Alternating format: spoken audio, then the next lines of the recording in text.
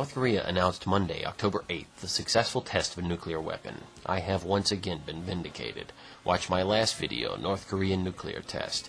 It is clear that the U.S. apathy and dismissal of Kim Jong-il has created his zeal to realize such a dream. I am now openly wagging my finger at the world entire and saying, I told you so. Am I being conceited? Yes. I announced 24 hours ago that such a test was imminent, and that I expected the news any time now. I want to personally thank my subscribers for sticking with me throughout all of this. I am beginning to formulate a strategy for action on our behalf. On behalf, by the way, of humanity. The time is now to think in a broad sense. What could we have done to prevent this? A lot. As I've pointed out before, we can use a nonviolent measure to stop the ego of people like Kim Jong-il. Logic must be used. A new line of thought must be introduced to the government rather than relying on war or stupid six-party talks with North Korea. We must stop now and think of how to curtail situations like this before they begin. Sanctioning North Korea was wrong.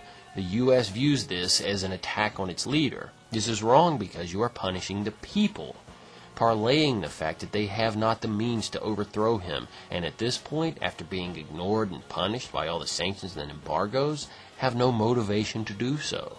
He is the only one keeping them safe in their eyes. Much like your eyes, the Bush administration keeps you safe from terrorism. U.S. foreign policy created this monster. Let's see how they deal with it. Like I said before, as well, I'd like to tell them how to do it more effectively. I know Kim's strategy, I know Bush's, and both are absolutely wrong and counterintuitive. Both are motivating one another. But I'm just a man outside of politics, outside of the world. I happen to believe that the entire world needs that very thing, another perspective. Now North Korea is a nuclear power. Even their neighbor to the north, their hands are tied, whereas before they warned North Korea. Kim has the capability to launch a missile into the heart of China. You'll see China back off and try to moderate very quickly. The time of being dismissive of Kim Jong-il is over. Now is the time for diplomacy. But what kind of world is this that a leader like him must possess nuclear weapons to speak to the U.S.?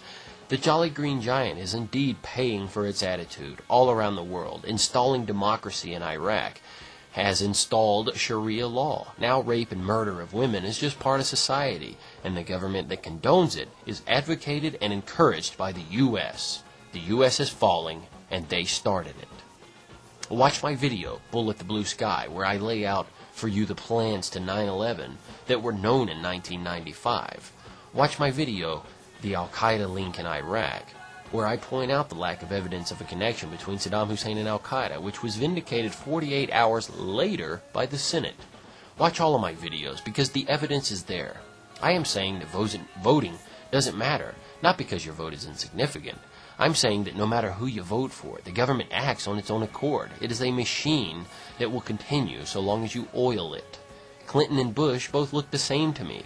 American foreign policy and domestic policy has seen no drastic change under either party.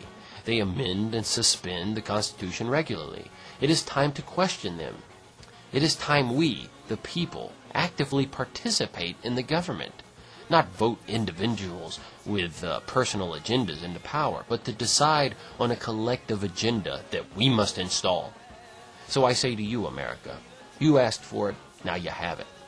You, the people, asked for it by allowing your government to act on your behalf, which has now endangered the world entire. And the government, all governments, asked for it simply by being given free reign over world policy, running amok with short-term gratification as a goal.